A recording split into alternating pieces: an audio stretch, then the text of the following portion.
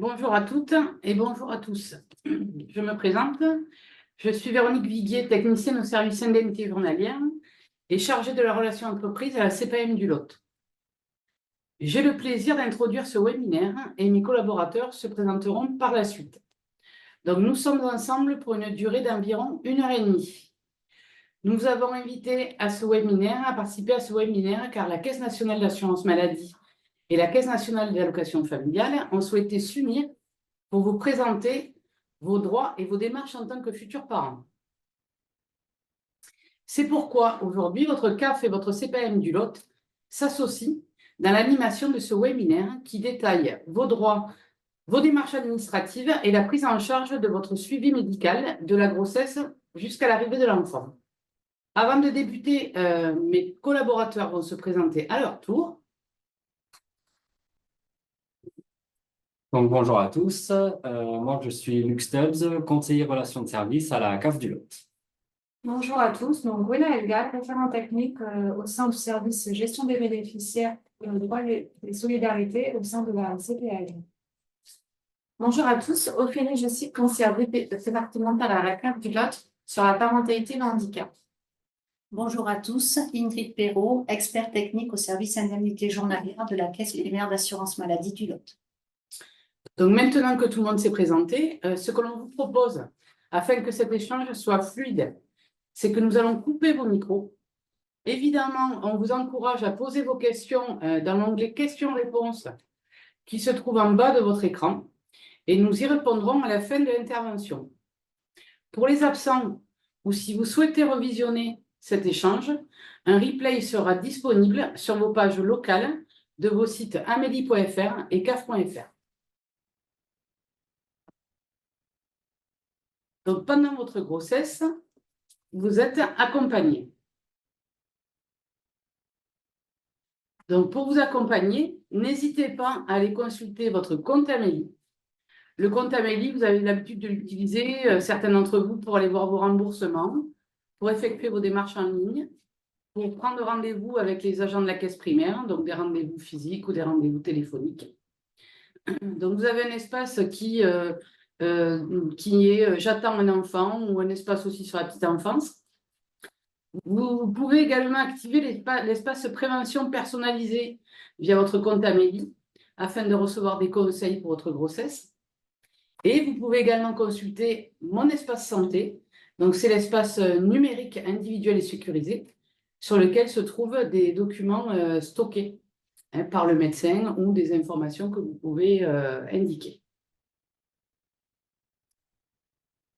Alors, la première démarche que vous aurez à effectuer pour la caisse d'allocation familiale, ça va être de déclarer la grossesse. Donc, pour les allocataires, il y a deux possibilités. Soit le médecin ou la sage-femme va déclarer la grossesse en ligne, et dans ce cas, vous n'aurez juste qu'à vous connecter à votre compte de la CAF sur le site caf.fr ou sur l'application mobile et à confirmer votre situation. Si jamais le médecin ou la sage-femme ne déclare pas la grossesse en ligne, dans ce cas, il faudra nous fournir la déclaration de grossesse papier et vous pourrez aller déclarer la grossesse toujours sur votre compte CAF ou sur l'appli mobile dans la rubrique Mon compte, puis consulter ou modifier mon profil et vous allez pouvoir déclarer la grossesse. Et à cela, il faudra joindre donc le volet bleu de la déclaration de grossesse papier. Pour les non-allocataires, il faudra commencer par créer un espace Mon compte sur le site caf.fr et ensuite vous pourrez faire la demande de prestation d'accueil du jeune enfant. Donc c'est la page, c'est un ensemble de prestations, on les verra par la suite dans les aides financières. Donc vous allez faire cette demande de prestation et en parallèle, vous allez nous envoyer le volet bleu de la déclaration de grossesse. Donc, la déclaration de grossesse, elle ressemble à cela. Donc, voilà, hein, c'est le praticien qui va la compléter, qui va indiquer dessus la date présumée de début de grossesse. Et donc, il y a un volet à fournir à la CAF et un à la CPAM. Voilà, pour les démarches CAF. Au niveau de la déclaration de grossesse et de la CPAM, donc je pense que vous l'avez déjà toute faite. Si des fois, ce n'est pas encore fait, il faut que le médecin ou la sage-femme vous déclare soit en ligne la grossesse, donc après, c'est adressé directement à l'assurance maladie. Et si des fois, il ne le fait pas en ligne, du coup, il faudra nous envoyer du coup, la déclaration de grossesse par voie postale. Une fois qu'on reçoit tout ça, on enregistre la déclaration de grossesse. On enregistre la déclaration de grossesse et ensuite, on vous envoie un courrier de confirmation avec un calendrier de suivi des examens médicaux et des étapes clés donc, de la grossesse. Au niveau des soins, donc au niveau de la grossesse, la CPM, elle va prendre en charge tous les soins médicaux de la future maman. Donc, avant le 6e mois, elle va prendre en charge tous les examens obligatoires dans le cadre de la grossesse et tous les autres frais ils sont remboursés au tarif habituel. Par contre, à partir du 1er jour du 6e mois de la grossesse et jusqu'au 12e jour après l'accouchement, tous les frais médicaux seront pris en charge à 100%. Donc, le suivi de la grossesse, c'est quoi? Donc, déjà, il y aura 7 examens prénataux obligatoires avec un médecin ou une sage-femme, des analyses biologiques tous les mois, 3 échographies conseillées, un entretien prénatal précoce obligatoire, un bilan prénatal de prévention avec une sage-femme dès le 4e mois de grossesse et 7 séances de préparation à la naissance et à la parentalité. Donc, vous pouvez penser à télécharger votre calendrier personnalisé sur le site amélie.fr et à activer du coup dans votre espace prévention personnalisé la rubrique « J'attends un enfant ». Donc, les 7 séances de préparation à la naissance et à la parentalité, elles se font soit avec une sage-femme, soit avec un médecin, de manière individuelle ou en groupe. Le déroulement de la grossesse, donc ces séances, elles vont concerner du coup le déroulement de la grossesse, le déroulement de l'accouchement, la préparation corporelle en vue de l'accouchement, l'allaitement et le retour à domicile. Il faut savoir du coup que toutes ces séances sont prises en charge à 100% par l'assurance maladie. Donc, par qui vous pouvez être suivi lors de votre grossesse? Donc, déjà, vous pouvez être suivi à l'hôpital en clinique, en cabinet ou en PMI. Et par qui, du coup? Par une sage-femme, un médecin traitant ou un gynécologue. Vous pouvez du coup consulter l'annuaire santé disponible sur le site amélie.fr donc pour trouver les coordonnées d'un professionnel de santé ou d'un établissement. Donc ensuite, au niveau de votre mutuelle, si des fois vous avez des difficultés, vous n'avez pas de mutuelle, vous pouvez faire une simulation sur le site amélie.fr pour voir si vous pouvez bénéficier du coup, de la complémentaire santé solidaire. Et au niveau de votre suivi de grossesse, toujours, pensez donc toujours à vous munir lors de vos examens, de vos rendez-vous médicaux, de votre dossier maternité, de tous vos résultats d'examen, vos échographies et votre carte vitale mise à jour. Ensuite, le choix de la maternité. Donc, votre médecin ou votre sage-femme, ils seront là pour vous conseiller. Vous pouvez choisir votre maternité en fonction donc, de votre situation médicale, des services proposés, de la proximité. Et il faut faire attention au délai d'inscription au niveau de la maternité.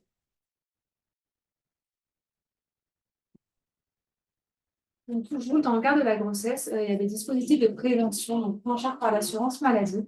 Vous pouvez bénéficier d'un examen bucco-dentaire gratuit qui permet d'évaluer si des soins s'imposent pendant votre grossesse et du coup la prise en charge de ces soins à 100% pendant votre grossesse. Ensuite, il vous préconise de vous faire vacciner pour la grippe et pour la COVID-19. Nous allons maintenant parler du congé maternité, donc indemnisé par la Caisse primaire d'assurance maladie. Donc, la durée du congé maternité est précisée dans votre calendrier maternité que vous pouvez retrouver sur Amélie. Tout va dépendre de votre catégorie, c'est-à-dire que pour les salariés, vous n'aurez aucune démarche à faire. C'est l'employeur qui nous envoie directement une attestation de salaire. Pour les personnes percevant du chômage, vous devez prévoir d'envoyer à la Caisse primaire d'assurance maladie les 4 ou les 12 derniers bulletins de salaire avant le début du chômage en fonction de votre activité. Vous devez aussi nous adresser une attestation sur l'honneur indiquant la date du dernier jour de travail. Pour les praticiens auxiliaires médicaux, vous devez envoyer à la Caisse primaire d'assurance maladie une attestation sur l'honneur ainsi qu'un certificat médical sur lequel figurent les dates de votre congé maternité. Pour les travailleurs indépendants, vous devez nous adresser donc, le carnet maternité. Ce document, vous avez dû le recevoir lors de votre déclaration de grossesse. Si ce n'est pas le cas, vous pouvez le télécharger sur Amélie. Pour plus de précision, nous vous invitons à prendre un rendez-vous individuel et personnalisé en fonction de votre situation. Alors, concernant le congé maternité d'un salarié, donc sur avis médical, si votre état de santé le justifie, un repos supplémentaire de 14 jours fractionnable, donc c'est le congé pathologique, peut être prescrit sur l'arrêt de travail. Et si vous souhaitez, vous pouvez également reporter sur une période de 3 semaines maximum les jours de congé du prénatal en post-natal. Par contre, au début, lorsque nous aussi nous recevons le volet, donc comme quoi, donc la déclaration de grossesse, le technicien des indemnités journalières étudie vos droits au congé maternité. Donc pour cela, selon votre situation, on vous demande des pièces. Par exemple, donc, si vous êtes salarié, on vous demande les 3 derniers bulletins de salaire avant la date présumée de grossesse. Et donc, suite à la réception des bulletins de salaire, on analyse, le technicien analyse si vous avez droit aux indemnités journalières. Dans ce cas-là, vous recevez un courrier de notre part qui indique quelle est la date de début du repos prénatal. Et ce document vous sert pour votre employeur, par exemple. Voilà, et puis pour vous. Donc, concernant les indemnités journalières du congé maternité, donc si vous êtes salarié, donc la condition, c'est d'être assuré social depuis plus de 6 mois au moment de la date prévue de votre accouchement. Il faut avoir travaillé, comme je vous le disais, au niveau de l'étude de droit, 150 heures de travail sur les 3 derniers mois. Et le montant de l'indemnité journalière, il est calculé selon votre situation professionnelle. Si c'est une activité régulière, c'est 3 mois de salaire précédant le congé maternité. Si c'est une activité discontinue ou saisonnière, 12 mois. Si vous êtes un locataire de France Travail, donc également, on va venir vers vous pour avoir des pièces.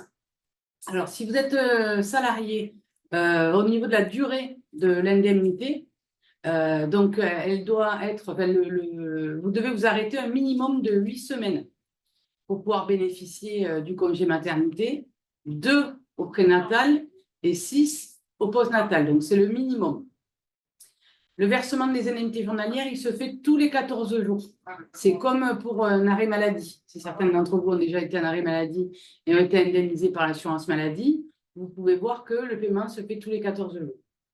Si vous êtes donc salarié, c'est l'employeur qui nous fait parvenir le document officiel qui s'appelle une attestation de salaire, sur lequel sont repris les éléments de salaire pour pouvoir vous indemniser. Donc vous n'avez rien à faire, à part évidemment au début, lui faire part de votre grossesse et lui donner le courrier de l'assurance maladie qui dit que votre repos prénatal débute à telle date.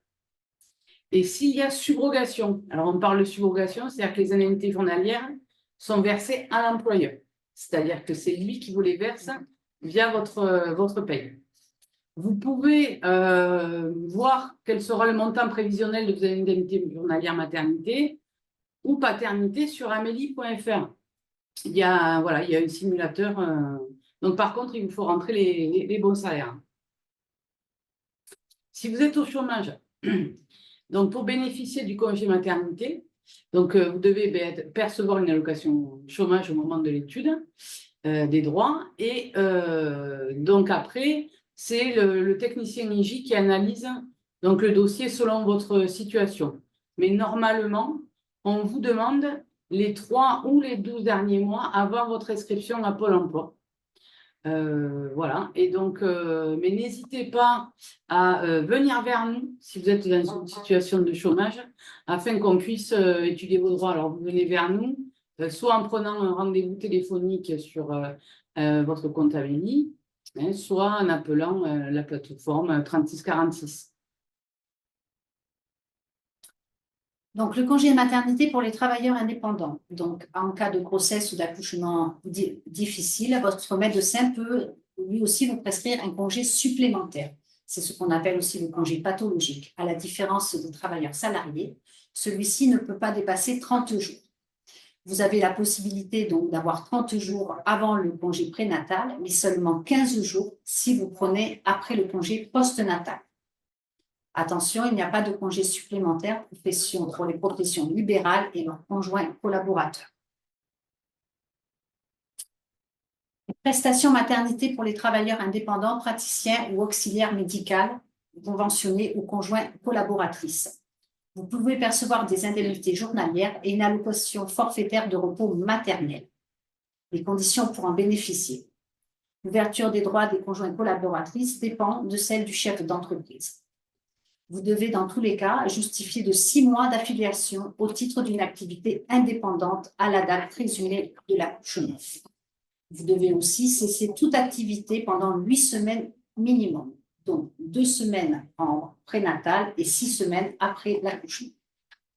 Les prestations, donc l'allocation forfaitaire de repos maternel, elle vous est versée pour moitié au début du congé de maternité et pour moitié à la fin des 8 premières semaines de votre congé. Son montant est égal à la valeur mensuelle du plafond de la sécurité sociale en vigueur. Et celui-ci est déterminé en fonction du revenu annuel moyen cotisé sur les 3 dernières années.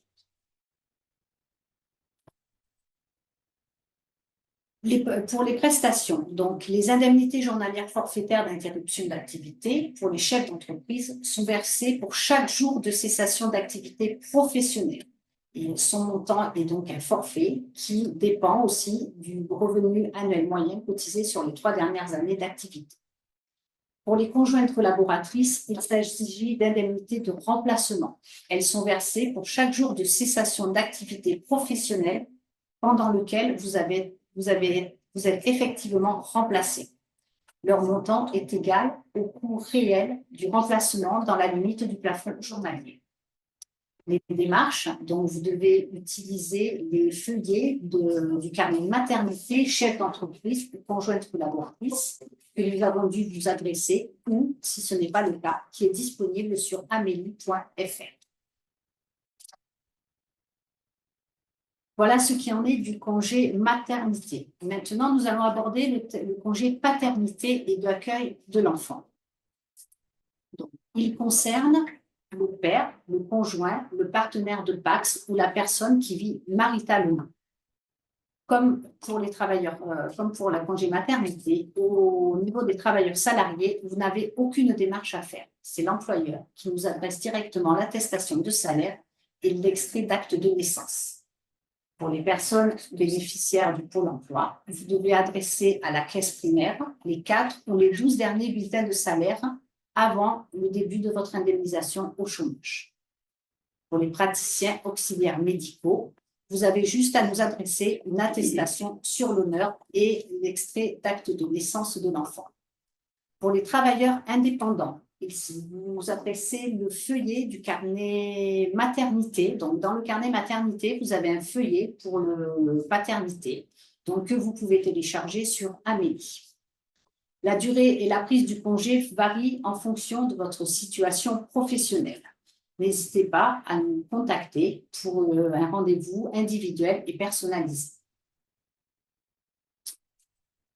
Alors, comme on vous l'a dit précédemment, le congé paternité, donc il est calculé pour le père de l'enfant, pour le conjoint, le partenaire du PACS ou la personne qui vit maritalement avec vous, quel que soit donc son statut professionnel. On vient de le voir auparavant.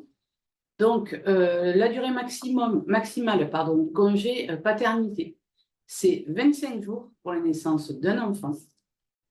Donc, c'est 25 jours plus, si vous êtes salarié, les 3 jours employeurs. Ces 25 jours, ils peuvent être pris en plusieurs fois. Donc, et vous pouvez avoir droit à 32 jours pour une naissance multiple. Alors, ce congé paternité, donc pour les travailleurs salariés, donc vous devez prendre une période obligatoire de 4 jours qui débute à la suite du congé naissance de 3 jours de votre employeur. Pour les travailleurs indépendants, vous avez une période obligatoire de 7 jours qui, elle, débute le jour de la naissance de l'enfant. Le reste du congé peut être pris à la suite ou à tout moment au cours des 6 mois qui suivent la naissance. Cette seconde période de congé non obligatoire est également fractionnable en 2 parties, dont la plus courte doit être au moins 5 jours pour les travailleurs salariés et en 3 parties d'au moins 5 jours aussi chacune pour les travailleurs indépendants. Les démarches, donc pour les travailleurs salariés. Donc, vous devez informer votre employeur de la date prévisionnelle de l'accouchement et du date de début que vous souhaitez de votre congé paternité au moins 1 mois avant. Vous trouverez sur amélie.fr un modèle de courrier. Vous devrez fournir aussi à votre employeur les pièces justificatives qui pourront lui être demandées par la caisse primaire d'allocation maladie, c'est-à-dire l'extrait d'acte de naissance. Et l'étude des droits et le calcul de cette indemnité journalière sont identiques au congé maternité. Vous pouvez aussi faire une simulation sur Amélie. Pour les travailleurs indépendants, il n'y a pas de délai. Les caisses primaires ont besoin de la demande et de toutes les pièces justificatives au moment du versement de la prestation. Donc, il vous faut remplir le feuillet paternité qui se trouve dans le carnet maternité que vous pouvez télécharger sur Amélie. Les indemnités journalières, donc pour les travailleurs indépendants, pour en bénéficier, alors, vous allez percevoir une indemnité journalière forfaitaire par jour pendant la durée de votre congé paternité et d'accueil de l'enfant, sous réserve bien sûr d'interrompre toute activité professionnelle. Le montant est calculé sur la base de vos revenus professionnels moyens cotisés des 3 dernières années d'activité. Les versements sont identiques à ceux du congé maternité. Pour les conjoints collaborateurs, vous allez percevoir une indemnité de remplacement pendant la durée de votre congé paternité, sous réserve de cesser toute activité professionnelle et de vous faire remplacer. Le montant est égal au coût de votre remplacement, dans la limite du plafond journalier fixé en début d'année. Vos démarches, donc vous devez utiliser et adresser à votre caisse d'assurance maladie les imprimés du carnet maternité, chef d'entreprise ou conjointe collaboratrice, disponible sur amélie.fr, accompagné des justificatifs de vente d'entreprise. Alors, maintenant qu'on va parler du coup de la déclaration de grossesse, du congé maternité et du congé paternité, on va passer à l'accouchement et aux soins du coup après l'accouchement. Donc, la prise en charge des frais d'accouchement par l'assurance maladie. Donc, les frais d'accouchement et leur prise en charge varient selon l'établissement que vous choisissez. Donc, en fonction de si c'est un hôpital, une clinique conventionnée ou une clinique non conventionnée. Donc, à savoir que les honoraires d'accouchement, péridurale et frais de séjour sont pris à 100% du tarif conventionnel. Par contre, tout ce qui est dépassement d'honoraires, chambre particulière, télévision, téléphone, donc c'est pas pris en charge par l'assurance maladie. Il faudra vous renseigner auprès de votre mutuelle si des postes sont des frais qui sont pris en charge. À savoir que tous les frais médicaux de votre bébé sont également pris en charge à 100%, donc dans la limite des tarifs de remboursement de l'assurance maladie. Et il y a un nouveau dispositif aussi qui existe, c'est l'engagement maternité. Donc, ça concerne les femmes enceintes qui habitent à plus de 45 minutes d'une maternité. Elles peuvent bénéficier d'un hébergement temporaire à proximité de la maternité, à l'approche de leur terme. Et aussi, elles peuvent bénéficier de la prise en charge des transports correspondants, du coup, à tout ça. Donc, les retours à la maison. Dès votre sortie de la maternité, donc, vous pouvez bénéficier d'un suivi à domicile par une sage-femme pour vous et votre bébé, donc dès la sortie de la maternité et jusqu'au 12e jour suivant la naissance. Vous pouvez bénéficier également de 2 séances de suivi postnatal avec une sage-femme, d'un examen clinique postnatal, d'un entretien postnatal réalisé par une sage-femme ou un médecin, et des séances de rééducation périnéale et abdominale, donc assurées par une sage-femme ou un kiné et qui sont pris en charge également à 100%. Donc, le retour à la maison et le suivi médical de l'enfant. Donc, au niveau du suivi médical de l'enfant, donc dès sa naissance et tout au long de son enfance, votre enfant, donc, du coup, bénéficiera d'un suivi médical continu, donc, effectué par un pédiatre, un médecin généraliste ou en PMI. Il aura du coup des examens pratiqués dès sa naissance par l'équipe médicale de la maternité. un dépistage néonatal à la maternité de certaines maladies et des examens obligatoires. Donc, il y en aura 20 examens jusqu'à ces 16 ans, tous pris en charge à 100%. Et le premier aura lieu dans les 8 jours de vie. Ensuite, il y aura aussi des vaccinations obligatoires et recommandées. Il ne faudra pas oublier d'apporter le carnet de santé de l'enfant à chaque consultation. Quand vous déclarez la naissance de votre enfant, vous aurez un calendrier de suivi médical qui vous sera envoyé donc, dès la déclaration de naissance. Donc, on va parler un peu de la PMI, donc la protection maternelle infantile. Donc, du coup, elle s'articule autour de 3 axes. Donc, le suivi de la grossesse et le développement de l'enfant jusqu'à ses 6 ans, le soutien de la parentalité, la qualité et la sécurité des modes d'accueil. Donc, la PMI, elle se compose de sages-femmes, de médecins, d'infirmières puéricultrices et de secrétaires médico-sociaux.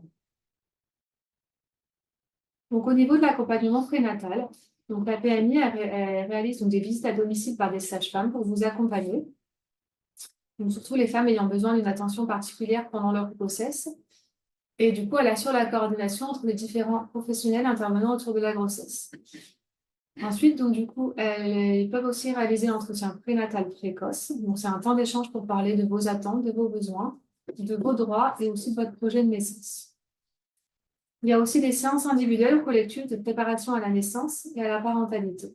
Et elle délivre également, du coup, le carnet de santé maternité. Ensuite, au niveau de l'accompagnement postnatal, donc, vous pouvez être accompagné par une infirmière puéricultrice pour le suivi du développement, le rythme, le sommeil, l'alimentation et l'apprentissage de votre enfant. Elle pourra aussi vous conseiller en matière de soins et d'allaitement. Et ensuite, il peut aussi y avoir des consultations médicales de prévention pour surveiller la croissance de l'enfant, son développement psychique, physique, psychomoteur et affectif. Donc, au niveau dès la naissance, donc, quelle démarche vous devez entreprendre? Donc, du coup, en premier lieu, il y aura la déclaration de naissance donc, à l'assurance maladie. Donc, si vous avez un compte Amélie, il faut vous rendre sur votre compte Amélie dans la rubrique Mes démarches, déclaration d'un nouveau-né.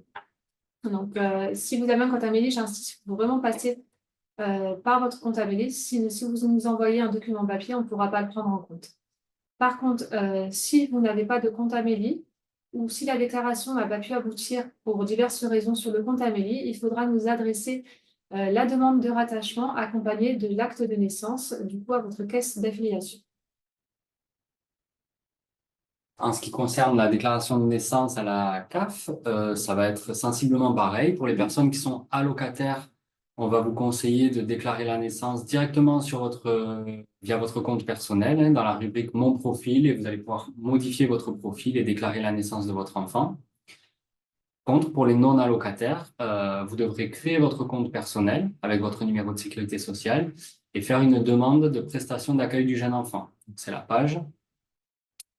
Et ensuite, vous pourrez nous joindre l'acte de naissance ou les copies du livret de famille si besoin. Vous aurez également la possibilité de faire une simulation à la page qui va vous permettre de voir le montant des prestations auxquelles vous pourrez prétendre. Ensuite, il y a d'autres démarches à effectuer. Donc, il faudra penser à déclarer la naissance au service d'état civil de votre mairie. Il faudra penser à le déclarer à la mutuelle, aux impôts, par exemple, à votre employeur. Voilà. Alors, ensuite, une fois la déclaration de naissance faite, donc, les différents rattachements sur la carte vitale.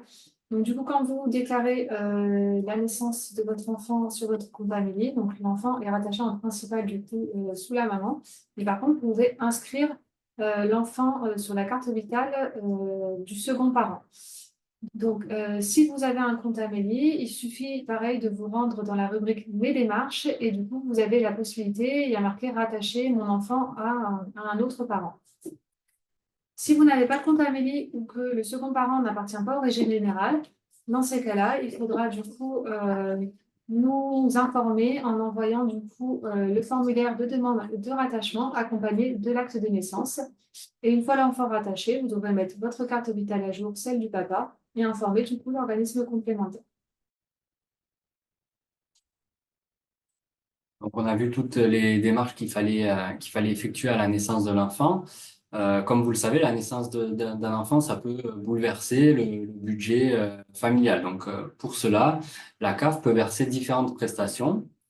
Donc, on va parler de la PAJE, c'est la prestation d'accueil du jeune enfant, qui est un ensemble de 4 prestations. La première, c'est la prime à la naissance. Donc, c'est une prime qui est versée une fois au cours du 7e mois de grossesse. Pour les grossesses ou adoptions multiples, on va verser une prime pour chaque enfant. Et le montant, donc depuis 2024, c'est 1 066,30 €. Donc, c'est une prestation qui est soumise à critères de ressources. Donc, par exemple, pour un premier enfant à naître, pour un couple qui ont tous les deux des revenus d'activité sur l'année N-2, donc actuellement, on se base sur les revenus 2022, le montant des ressources à ne pas dépasser est de 45 979 €. Et on voit que le plafond de ressources augmente en fonction du nombre d'enfants à charge. Ensuite, une deuxième aide qui peut être versée, c'est l'allocation de base. Donc, l'allocation de base, c'est une aide mensuelle, donc versée tous les mois, pour assurer les dépenses liées à l'éducation de l'enfant de moins de 3 ans. Donc, il ne peut y avoir qu'un seul droit ouvert par famille. Même s'il y a plusieurs enfants de moins de 3 ans présents au dossier, on ne versera qu'une seule allocation de base, sauf s'il s'agit de naissances multiples. En cas de jumeaux, par exemple, on pourra verser 2 allocations de base. Le montant de l'allocation de base à taux plein, c'est 193,30 €. Et le montant de l'allocation de base à taux partiel, c'est 96,66 €. Et toujours pareil, on va comparer donc les ressources 2022 au plafond de ressources. Et on voit que, par exemple, pour un premier enfant, pour avoir droit à l'allocation de base à taux plein, il faut que les ressources soient inférieures à 38 483 €. Si ce n'est pas le cas, si c'est supérieur, on va regarder si la famille peut prétendre à l'allocation de base à taux partiel. Et dans ce cas, il faut que ce soit inférieur à 45 979 €. Donc, si c'est le cas, on versera l'allocation de base à taux partiel. Et par contre, si les revenus sont supérieurs à ce deuxième plafond, dans ce cas, il n'y aura pas de droit à l'allocation de base. Donc, tous ces plafonds sont disponibles sur le site caf.fr à la rubrique S'informer sur les aides et petite enfance. On vous a mis un lien dans le PPT de présentation.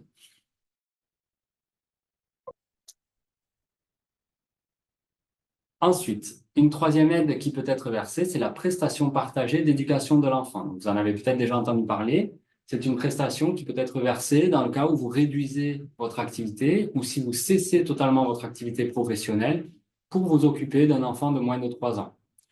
Donc, cette aide peut être versée aux 2 parents et c'est une prestation, par contre, qui n'est pas soumise à condition de ressources. Donc, qu'importe les revenus de la famille, les montants seront des montants fixes et on vous les a notés dans le diapo. Donc, si vous cessez totalement votre activité, vous aurez droit à 422,21 €. Si vous travaillez entre 50 et 80%, vous aurez droit à 157,44 €. Et si vous travaillez à mi-temps ou moins, vous aurez droit à 272,94 €. Donc, il faut savoir que la durée de cette prestation va varier. Elle va varier en fonction du nombre d'enfants à charge et elle va varier en fonction de la situation familiale, si vous êtes en couple ou si vous êtes parent isolé. Donc, pour un premier enfant, la période maximale de droit, c'est 12 mois. Donc, ça va être jusqu'au mois précédant les 1 an de l'enfant. Si vous êtes en couple, il y a ce que l'on appelle l'obligation de partage. Et dans ce cas-là, pour bénéficier de la totalité du droit, donc jusqu'au 1 an de l'enfant, il faudra que ce soit partagé entre les 2 parents. Donc la limite du droit, c'est 6 mois par parent dans la limite des 1 an de l'enfant. Et ensuite, pour un deuxième enfant ou plus, la durée maximale du droit, c'est jusqu'aux 3 ans de l'enfant. Et toujours pareil, si vous êtes en couple, pour bénéficier de la totalité du droit, il faudra que ce soit partagé entre les 2 parents, puisqu'on voit que le droit maximal par parent, c'est 24 mois chacun, dans la limite des 3 ans de l'enfant. Et il faut savoir que pour la maman, sur ces 24 mois, on va déduire les mois où vous percevez des indemnités journalières maternité postnatale. Donc, ça représente souvent entre 4 et 5 mois. Donc, vous n'aurez pas la totalité des 24 mois. Et ensuite, juste une petite précision concernant cette aide. Donc, si les deux parents cessent totalement de travailler, il faut savoir qu'on ne pourra verser qu'une seule prépare à taux plein, 422 €. Par contre, si les deux parents travaillent à temps partiel, on va verser l'équivalent d'une prépare à taux plein, 422 €. Voilà, c'est des petites spécificités, mais c'est important de savoir que c'est une possibilité. Ensuite, je vous conseille vivement pour toute question liée à si vous prévoyez de prendre un congé parental ou de réduire votre activité, je vous conseille vivement de prendre un rendez-vous, même un rendez-vous téléphonique, pour qu'on puisse faire le point sur votre situation précise et personnelle et vous donner des conseils quant à l'ouverture de droit à la prestation, la durée maximale, etc. Ça permet d'avoir vraiment tous les éléments avant de vous engager auprès de votre employeur. Et la quatrième aide que l'on va aborder, c'est le CMG, donc le complément du libre choix du mode de garde. Donc ça, c'est une aide qui peut être versée si vous faites garder votre enfant par un professionnel, que ce soit par une assistante maternelle agréée ou par une structure d'accueil. Donc le montant de l'aide va varier en fonction du mode d'accueil, en fonction de vos ressources et en fonction du nombre d'enfants à charge et de leur âge. Donc ça, c'est pareil, vous pourrez faire une simulation sur le site caf.fr ou sur le site monenfant.fr pour estimer le montant de votre droit au complément des libres choix du mode de garde. Et une petite précision concernant les crèches, donc sachez qu'un grand nombre des crèches sur le département sont financées directement par la CAF. Ça veut dire que vous bénéficiez d'un tarif préférentiel, donc votre taux horaire sera réduit, et dans ce cas, vous ne bénéficiez pas du complément des libres choix du mode de garde, puisque vous bénéficiez d'une aide indirecte de la CAF. Ensuite, il faut savoir que l'arrivée d'un enfant, ça va avoir un impact sur pratiquement toutes vos prestations, que ce soit le RSA, la prime d'activité, l'aide au logement. Voilà, l'enfant sera pris en compte automatiquement dans toutes vos prestations. Si c'est l'arrivée d'un deuxième enfant, automatiquement, vous allez ouvrir droit potentiellement aux allocations familiales, à condition que vos ressources le permettent. Sachez également que si vous êtes une famille monoparentale, donc parents seuls avec l'arrivée d'un enfant, on va majorer le RSA et la prime d'activité pour une durée de 12 mois. Et si vous avez moins de 25 ans et que vous attendez un enfant, vous pouvez être éligible au RSA, toujours à condition de ressources. Mais voilà, c'est vrai que c'est une condition. Normalement, il faut avoir 25 ans pour avoir droit au RSA. Si vous êtes enceinte ou si vous avez déclaré la naissance d'un enfant, vous y avez droit. Cette condition d'âge n'est plus à remplir. Concernant les modes d'accueil, le choix du mode d'accueil de vos enfants se fait en fonction de vos attentes, de vos besoins. Les accueils collectifs comprennent du coup, comme disait mon collègue tout à l'heure, les crèches. Donc les crèches qui ont un financement par la CAF, par une prestation de service. Donc du coup, vous payez en déduction de ce qu'on leur verse. Les micro-crèches, les jardins d'enfants et les haltes garderies.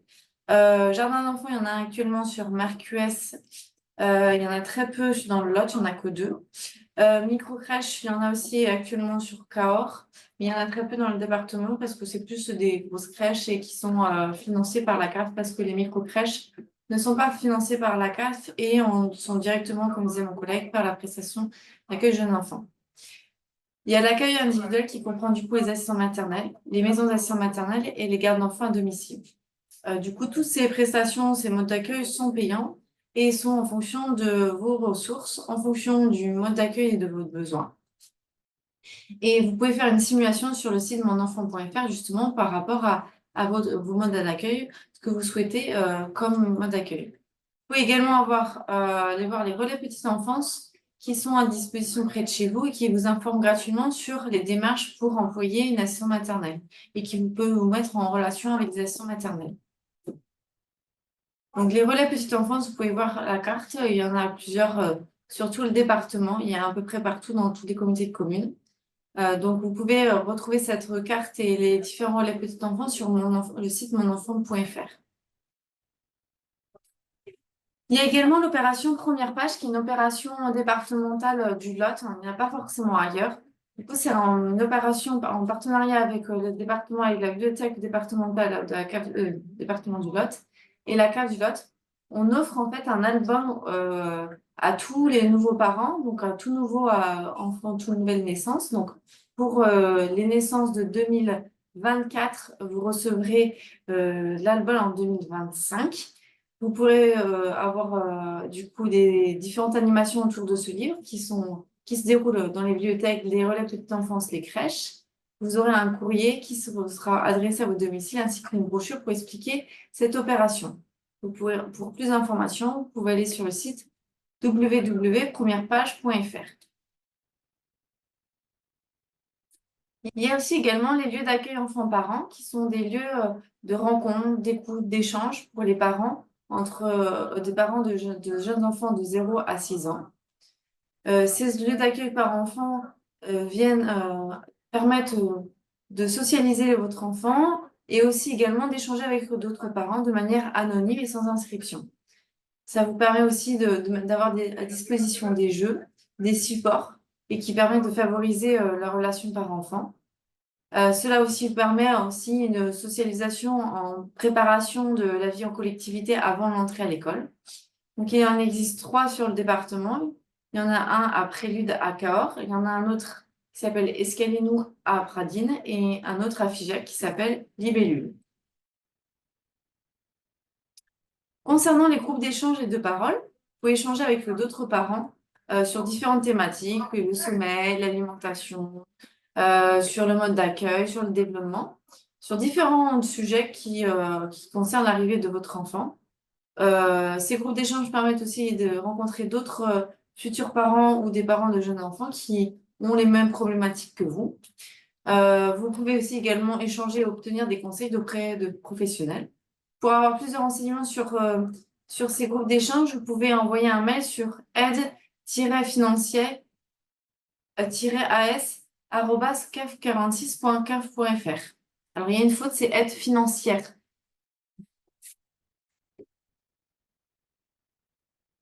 Concernant l'aide à domicile, donc effectivement, comme disait mon collègue, l'arrivée d'un enfant peut chambouler, bouleverser le couple familial, l'organisation de la vie quotidienne.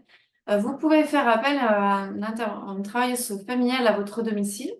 Sur le lot, il existe 3 associations. Donc, l'ADMR qui est sur tout le département, l'ADAR qui est plus sur Grand Figeac et l'association Famille Lautoise.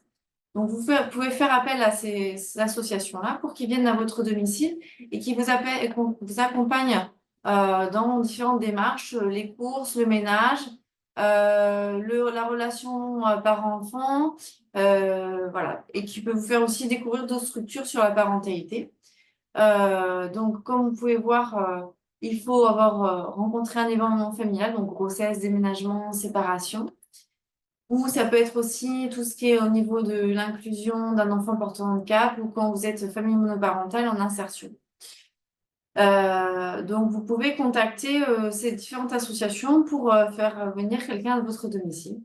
Si vous souhaitez avoir plus d'informations, vous pouvez regarder sur le site caf.fr. Ensuite, il existe une application qui s'appelle 1000 premiers jours. 1000 premiers jours permet de voir différents partenaires, différentes actions autour de l'arrivée d'un enfant. Vous pouvez aussi également avoir un calendrier personnalisé pour connaître vos rendez-vous importants. Une carte qui permet de localiser les différents professionnels et services qui sont utiles pour les parents. Vous pouvez également évaluer votre bien-être émotionnel en quelques minutes. Donc, vous pouvez télécharger cette application et avoir différentes informations sur l'arrivée d'un enfant, sur son développement, sur aussi l'évolution de votre grossesse. Concernant l'accompagnement social, si vous êtes dans une des situations suivantes, c'est-à-dire décès d'un conjoint ou d'un enfant, séparation ou violence, ou vous êtes parent seul ou vous avez besoin d'un accompagnement global, vous pouvez contacter un travailleur social de la CAF qui pourrait vous accompagner dans vos démarches, dans vos droits. Alors seulement sur ces 4 conditions. Si vous avez d'autres situations, vous pouvez contacter un travailleur social du département. Nous, les travailleurs sociaux de la CAF interviennent sur les décès, les séparations et parents seuls.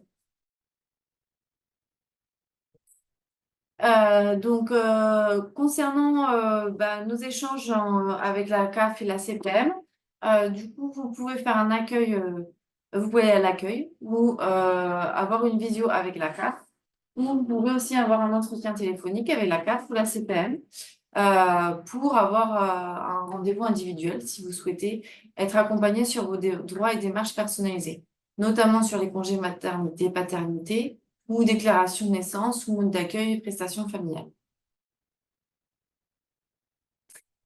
Concernant les sites ressources contact, comme je disais tout à l'heure, il y avait l'application, mais vous pouvez aller sur le site 1000 premiers jours. Vous pouvez également aller sur droits et démarches de la CAF, donc sur le site caf.fr, sur le site monenfant.fr, tout ce qui est mode d'accueil, lieu d'accueil parents-enfants, relais petite enfance. Vous pouvez également aller sur le site amélie.fr pour les droits et démarches de la CPM. Vous pouvez également, donc, comme je vous disais tout à l'heure, les lieux d'accueil enfants-parents sur le site monenfant.fr et les relais petite enfance. Et vous pouvez également aller sur le site Jumeaux et plus si vous attendez des jumeaux. Et toute information sur des groupes d'échange parents-enfants, vous pouvez envoyer un mail sur aide financière ou aller sur le site caf.fr. Donc ensuite, on va vous parler de la to-do list. Donc la to-do list, c'est un document que vous pouvez télécharger sur le site amélie.fr. Ça vous permettra en fait de reprendre chaque étape de votre grossesse à la naissance de votre enfant. Donc, ça vous permet de planifier vos rendez-vous, de tout noter et du coup de bien suivre toute votre grossesse. Donc, vous la trouverez donc sur le site amélie.fr dans la rubrique Assurer, droits et démarches, parentalité couple et grossesse, mémo pour les futurs parents. Ça, on vous le remettra dans le diaporama pour que vous puissiez la trouver et y accéder directement. Voilà, c'est assez ludique. Voilà, vous pouvez tout planifier, tout noter, la date, l'heure, et du coup, vous avez les informations qu'on vous a données là aussi sur l'espace santé, sur l'application 1000 premiers jours. Voilà, donc c'est assez complet. Donc n'hésitez pas à vous rendre sur le site amélie.fr pour la télécharger.